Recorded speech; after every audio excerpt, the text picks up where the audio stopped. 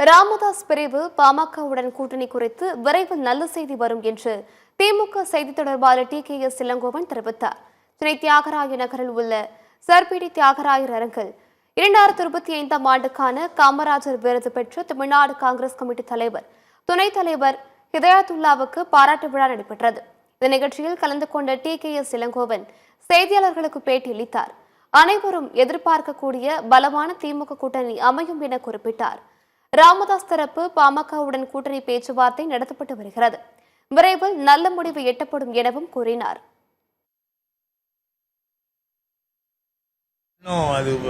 அதுவும் பேசியிருக்காங்கன்னு நினைக்கிறேன். எனக்கு அது இன்னும் அது குறித்து சரியான விவரங்கள் இல்லை.